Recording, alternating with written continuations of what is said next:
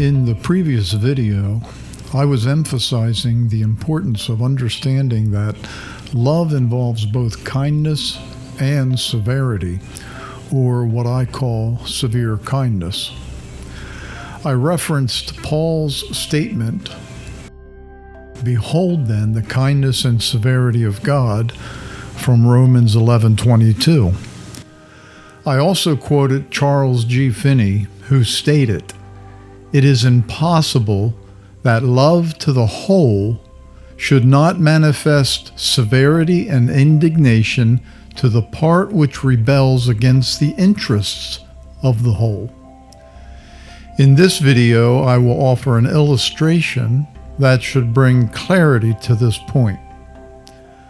The first church of which I was pastor met in the gymnasium of a local Christian school, and each Sunday morning, a few of us would arrive early to set up chairs and equipment.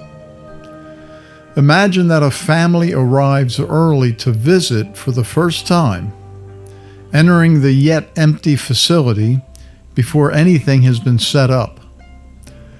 When entering the room, I discover a 5-year-old boy standing in the middle of the gymnasium. At this point, I slowly and calmly approach the youngster as I smile pleasantly, extending my hand as a greeting and state, "Good morning, I'm Pastor Mick." According to our standard way of understanding behavior, this would be categorized as a display of kindness, and as such, we can easily associate this with being loving. On the other hand, given the same scenario, upon seeing the boy, I run toward him as fast as I can, dive through the air, plow into him, causing the two of us to slide across the floor and into the wall. I then declare, "Good morning, I'm Pastor Mick." In general, we would categorize this as severe behavior, and it is safe to say that people would not consider this to be a loving thing to do. However, to avoid drawing an unsound conclusion about kindness, severity, and love, we must broaden our consideration. Now imagine that it is Monday morning and I am taking an early morning walk.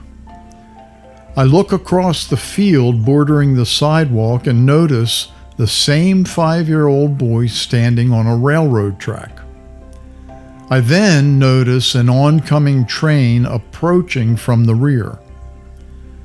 Remembering that kindness and love involved a slow, calm, smiling approach, I begin to stroll casually in his direction.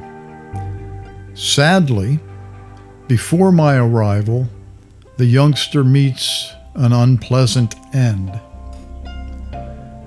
Due to the nature of the circumstances, such an approach is no longer a display of kindness nor of love.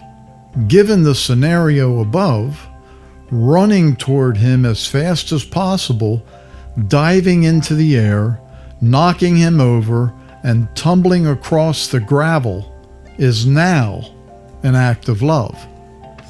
It is severe, but it is an appropriate act of severe kindness as a manifestation of love, even though it is unpleasant and painful.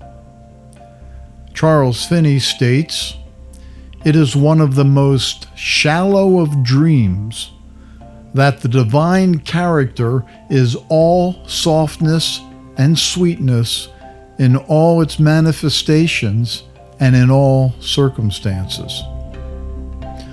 Love is not a simplistic, emotion-based reaction. Love is a complex, wisdom-based response.